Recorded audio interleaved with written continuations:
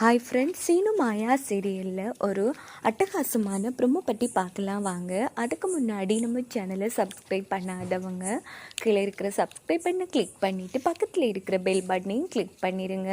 சரி வாங்க வீடியோக்குள்ளே போகலாம். இந்த ப்ரொமோ எப்படி ஸ்டார்ட் ஆகுதுன்னா, நம்ம சீனு வந்து மாயாவை கண்ணா பின்னான்னு திட்டிடுறாங்க. இதை பார்த்து பத்மா ரொம்ப சந்தோஷப்படுறாங்க. இந்த பக்கம் பஞ்சாயத்துக்கு நம்ம புவனேஸ்வரி வீட்டில் இருந்தும் ரகுராம் வீட்டில் இருந்து வர சொன்னதும் எல்லாருமே கிளம்பி பஞ்சாயத்து நடக்கிற இடத்துக்கு வராங்க. அங்கே பார்த்தோன்னா நம்ம ரகுராம் இருக்கிற ஊருக்கும் பக்கத்தில் இருக்கிற ஊருக்கும் ஒரு ஸ்கூல் வரப்போகுது போல் இருக்குது. ஆனால் ஃபஸ்ட்டு வந்து ரகுராம் ஊரில் இருக்கிற ஊர் தலைவர்கள் தான் அவங்களோட ஊருக்கு வந்து ஸ்கூல் வரணுங்கிறதுக்காக மனு வந்து கொடுத்துருப்பாங்க. ஆனால் மற்ற பக்கத்து ஊருக்காரங்க வந்து சண்டை போட்டுட்ருக்காங்க, இப்படி எங்கள் ஊருக்கு தான் ஸ்கூல் வரணும் அப்படின்னு.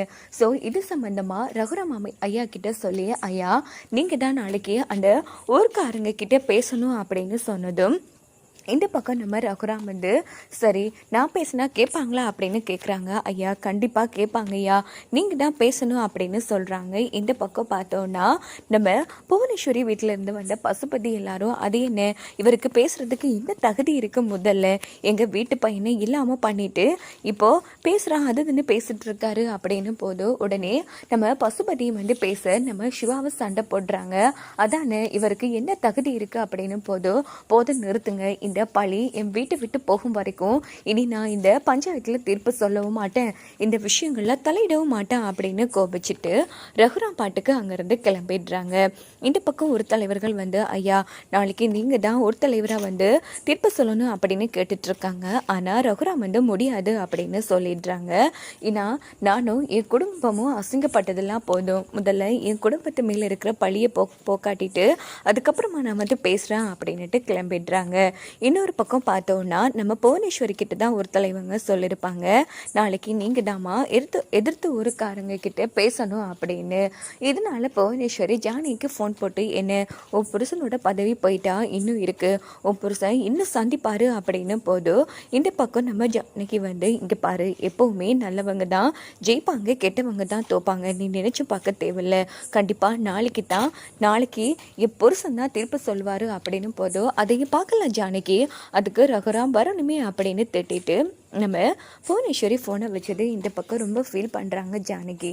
கவலைப்படாதீங்க பெரியம்மா, இந்த ஊரோட தலைவர்னு சொன்னால் அது பெரியப்பா மட்டும்தான், இங்கே பாருங்கள் அவங்க பாட்டுக்கு கத்திட்டு இருக்கணும், இவ்வளோ தைரியம் இருந்தால் இந்த காட்டி உயிரோடு இருக்கும்போதே அவள் இல்லை அப்படின்னு சொல்லி நாடகம் போட்டிருக்காங்க. இங்கே பாருங்கள் பெரியம்மா, கூடிய சீக்கிரமே எல்லாம் சரியாயிடும், முதல்ல இந்த காட்டி எங்கே இருக்கான்னு நம்ம கண்டுபிடிக்கணும், அப்போ தான் நம்ம வீட்டு மேலே இருக்கிற பழியை வந்து துடைக்க முடியும்.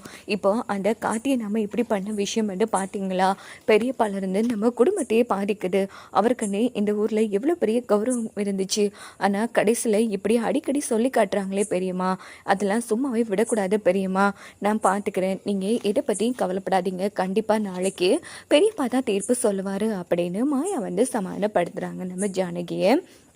ஸோ எப்படி இருந்தாலும் கண்டிப்பாக நம்ம மாயா வந்து ரகுராம தீர்ப்பு சொல்கிற அளவுக்கு வைப்பாங்க. அது மட்டும் இல்லாமல் கூடிய சீக்கிரம் அந்த இடத்துல காட்டியை வந்து கண்டுபிடிச்சி அவனுக்கு எதுவும் ஆகையில் அவன் உயிரோடு தான் இருக்காங்க அப்படின்னு நிரூபித்தா கண்டிப்பாக நம்ம ரகுராம் வந்து புவனேஸ்வரியும் சரி பசுபதியும் சரி விட்டு வைக்க மாட்டாங்க, அடி வெளுத்து எடுத்துருவாங்க.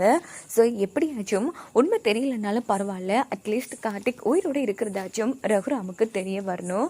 அந்த இடத்துல பசுபதி புவனேஸ்வரி ரெண்டு பேரையுமே அடி வெளுத்து எடுக்கணும்னு நினைக்கிறவங்க மறக்காம உங்க கருத்தை சொல்லுங்க.